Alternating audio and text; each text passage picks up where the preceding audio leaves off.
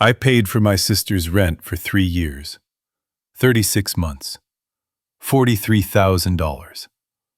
I never asked for it back. I never held it over her head. I simply paid because she was family. Last month, I walked into a coffee shop and saw her with her friends. I didn't say hello. I just listened. And what I heard her saying about me changed everything. She wasn't grateful. She was playing the victim. And I was the villain of her story. Let's look at the facts. I am a 35-year-old man. My sister, Sarah, is 29. 3 years ago, Sarah went through a divorce. It was messy. Her ex-husband left her with debt and a lease she couldn't afford on a junior associate's salary. She came to me crying. She said she would be evicted in 2 weeks. She looked broken. I had the means. I have a stable career, no dependents, and I live well below my means. So I made a decision based on blood, not logic. I told her, "Don't worry about the apartment. I'll cover the rent until you stabilize. 3 months, maybe 6. Just get back on your feet." The rent was $1,200 a month. Not a fortune, but not pocket change. For the first 6 months, the arrangement was clean. I sent the money on the first. She sent a text saying, "Thank you, love you." I felt good. I was the protective big brother, the safety net. But looking back, I missed the first red flag. In month 4, she posted photos of a weekend trip to Cabo. I remember thinking, if I'm paying her rent so she can save, how is she paying for a resort in Mexico? I swallowed the thought. I told myself she needed to heal. I didn't want to be the guy counting her pennies. That was my first mistake.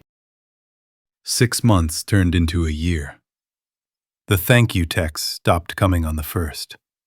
The transfer became expected.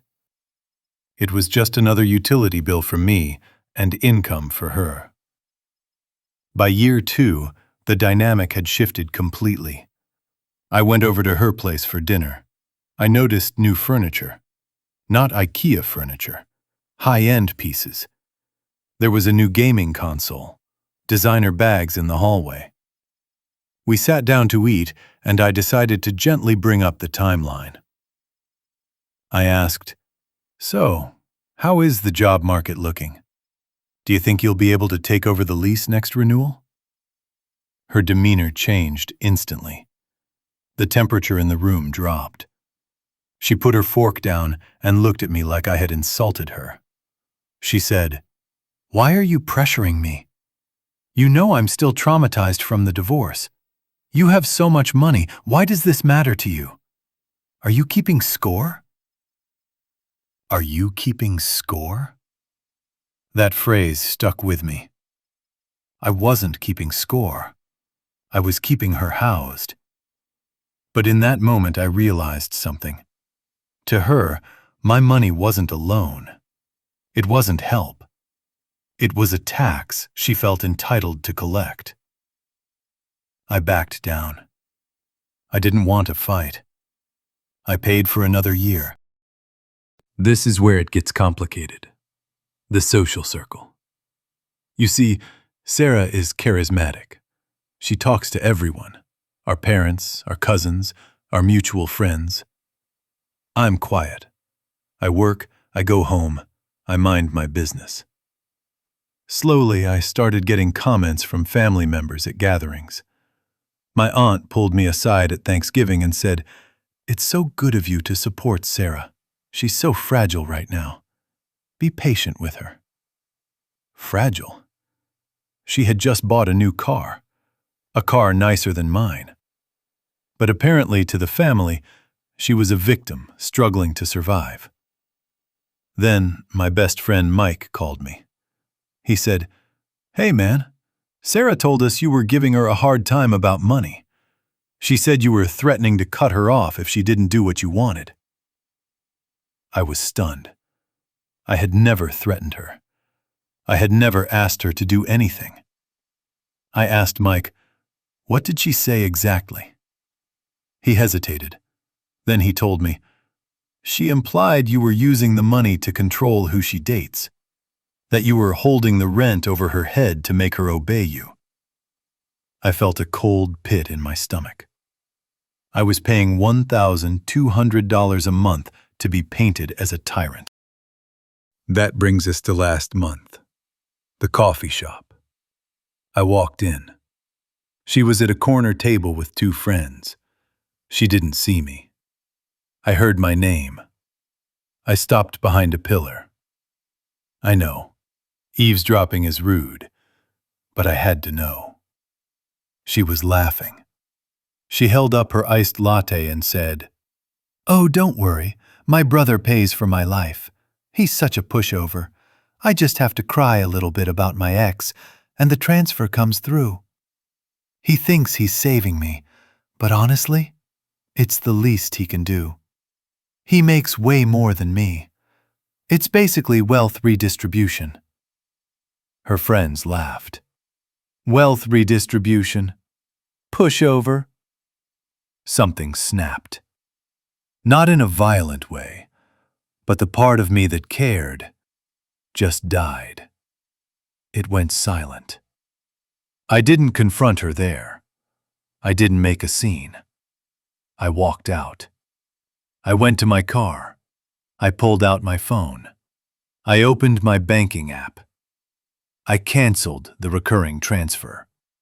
Then, I sent her one text message. "I saw you at the coffee shop. I heard what you said. Since I'm just a pushover and it's wealth redistribution, consider the distribution over.